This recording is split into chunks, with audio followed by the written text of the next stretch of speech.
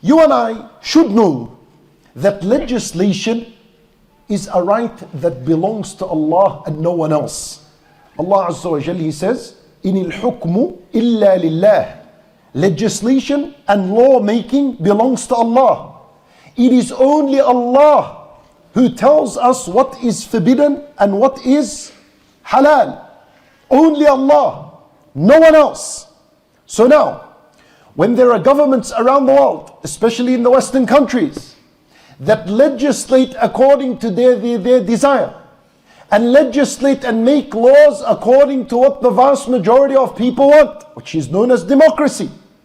Anyone who supports this process or accepts this process has fallen into a shirk, wal-'iyadhu billah. And as a result has damaged his Tawheed. How is this person going to be expecting to be saved on the Day of Judgment? Even we need to be careful. Abortion laws. Someone decided to get together and say, you know what? It is legal for a woman to abort up to 6 months. Anything beyond 4 months is considered murder. Who are you people to say that this is legal and it is allowed to be done on Allah's earth?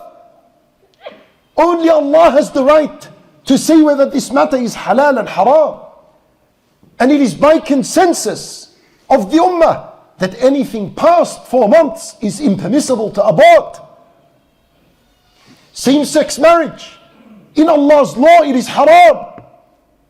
Who are these people that come about and say, you know what? Let's decide to legalize this the next day and allow people to practice what they like and what they desire.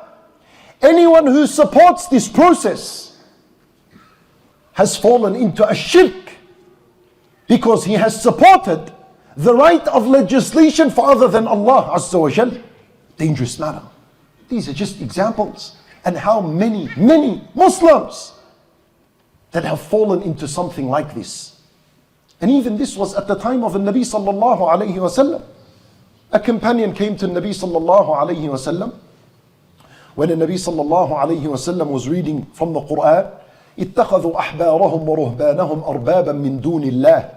Allah Azza wa Jalla said in the Quran that the people have taken their rabbis and their priests as lords besides Allah. So a companion came and said, Ya Rasulullah, the Christians and the Jews are not making sujood to their rabbis and their priests. So what does it mean that they have taken them lords?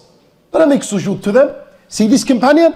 He's thinking that the only form of shirk is to do sujood to other than Allah.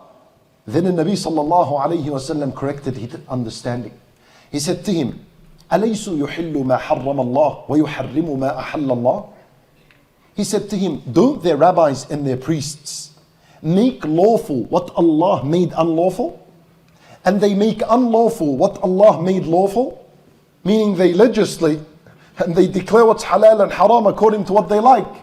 The companion said, yes, that's what happens. He said, فَتِلْكَ عِبَادَتُهُمْ. Them supporting them on this matter, that is them worshipping them. That is a shirk. They nullified their Tawheed. So be very careful, my brothers and sisters, that we don't fall into something like this. Because at Tawheed will save you on the Day of Judgment. With shirk, and that's one of its forms, will doom and destroy you on the Day of Judgment. No chance to be saved.